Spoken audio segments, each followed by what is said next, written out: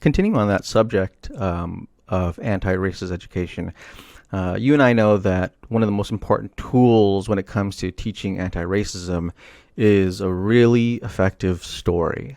As you've mentioned before, uh, movies, books, TV shows are all a really great way to start these conversations about race. And I fully agree. And I feel like nowadays we have so much content on race that's it's really just a matter of finding the stories that start to resonate with you.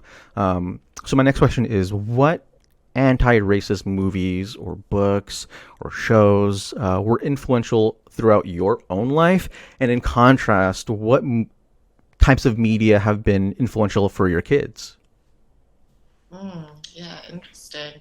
I think for me, one of the first ones was Roots, the series when Mm-hmm. I was a child. And I remember reading the book.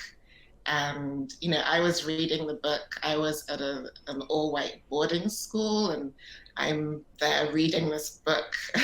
And it was just like a very, I remember just feeling like slightly out of body experience because you're sort of thrust into this narrative around American slavery, and then you're this black girl, this all white school. And one of my friends, I remember her reading the book, and she was white, and she read it, and she came to me in floods of tears.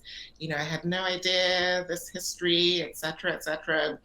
That was quite heavy to deal with, I think, I was very young at that time. So I think Roots was definitely a formative one. And I've mentioned Toni Morrison, so like Beloved, which I studied in university. And that again was, I always say to people, sometimes reading fiction around topics like slavery or colonialism can actually teach you more than reading nonfiction. People think, oh, I've got to go and educate myself. And actually, sometimes just educate yourself with a really, really good, powerful story that takes you into the emotions that the people would have felt at that time. So, yeah. And recently I read Homegoing by Ya Gyasi, which is again sort of talks about the origins of slavery. So it starts in Africa and then takes you on this journey through to America, with these different generations of a family.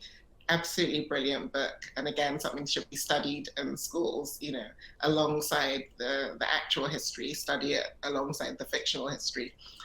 So with my kids, yeah, the last documentary we watched, I don't know if you've seen 13th.